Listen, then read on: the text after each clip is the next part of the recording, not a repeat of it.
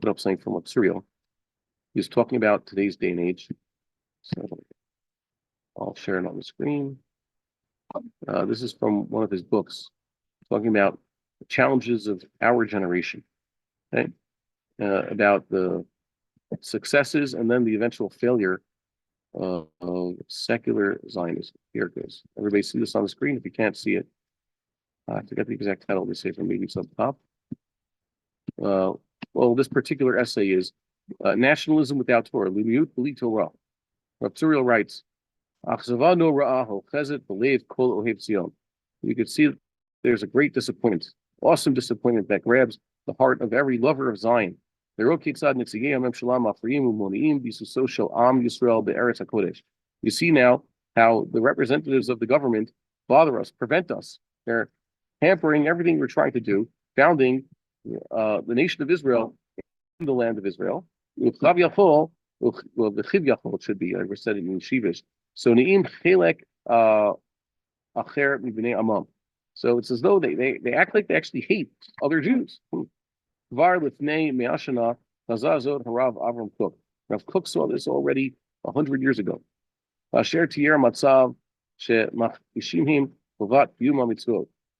he saw the situation that they were denying the obligation to keep the commandments, he wrote, all these hearts that are far from this. They go and they're separating themselves from love of our holy land.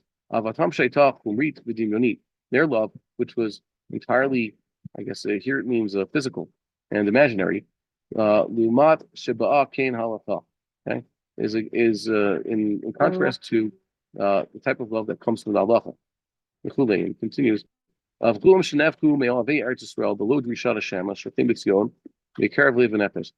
these who went from being what? Lovers of Eretz Yisrael, but without seeking out God who dwelleth in Zion, from within, trying not to, it wasn't heartfelt. They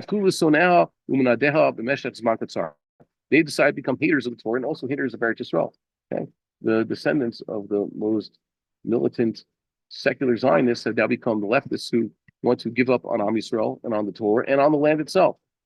And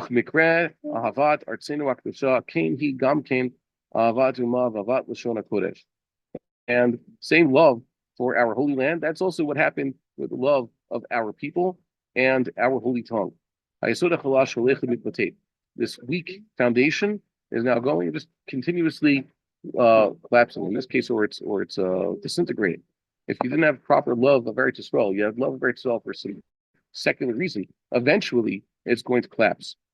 Hinenu, in our own eyes, what are we seeing? I'm going to go to page 2. Sorry about that. Let's embiggen this. Oh, now I can't see it. We see this situation, this threatening situation, okay? Very troubling. None will be left. None of these external acquisitions. Their soul has been emptied. And they made all these acquisitions, but they were externalities entirely. Their root shall be like rot, and their flowers will be like dust. Okay, they'll bring up dust. Because they have rejected God's Torah. Torah Hashem Tzvaot, the Lord of hosts, they rejected his Torah. That Imrak Kadosh Yisrael Niyatsu. And also they despise the sayings of the Holy One of Israel. Okay. The Korov around Zekatav Rav, the Groda Raya. Rav Kook also wrote this in one of his letters. Vadai Aktuali Me'od Lekaf. Okay. It's certainly in actuality, this lesson. He says, read this lekaf, not lakaf. Lekaf, it's a noun. Okay, the takeaway.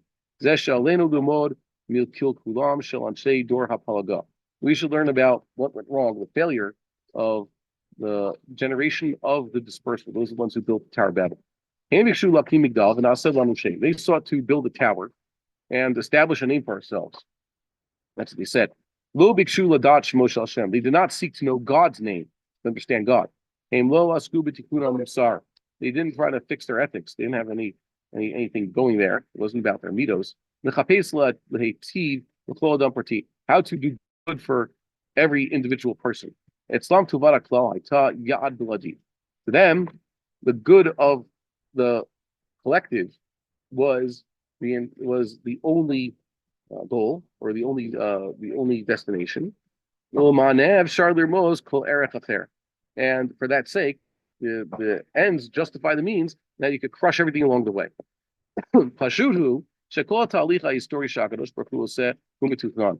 It is clear or obvious that this entire historical process that the Holy Bankruptcy he is doing has been planned out. He planned it. Aruchu misadar. It's been set up, and it's entirely in order. Shlav zeh shechalaf aleinu ba'avar shel hatzionut u'vinyan artzenu. That state, let's say the period of tzionut and the rebuilding of land, hayana chutz v'tov. It was necessary and it was also good. Hu shimesh hachana l'shlav haba ke'et l'kratenu.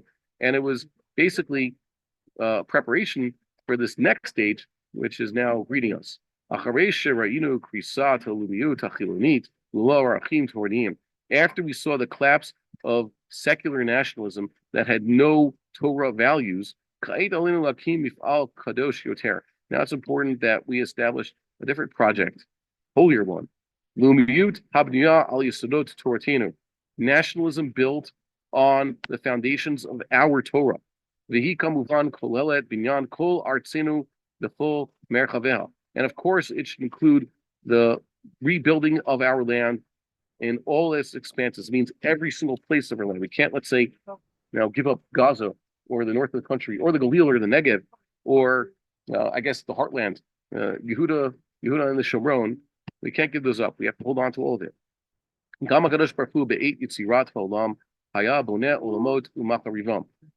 Even when the Holy One, blessed be He, was creating the world, He would actually build worlds and then destroy them. That's what the Medrash says. This is not the first act of creation, not the last. Rav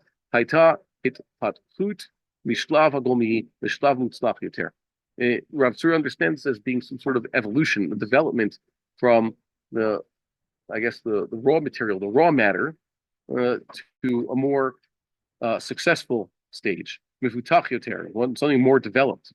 So too, we should do that. We build worlds and destroy them on the ashes of the Zionist project, on the ruins of the Zionist project. We'll be able to build an even greater Jewish commonwealth. Lavo me'atov el atov yoter, to go from the good to what is even more good, okay? Superior. Sinuat post tzionut asta tafkida, this post-Zionist era, or post-Zionist movement, did its job. Shetitea et halumiyut hachilonit. It swept away the secular nationalism. Now it's our job to begin to establish a nationalism that is truer. Yes, I don't think anybody else could disagree with what Rav Zuriel is writing.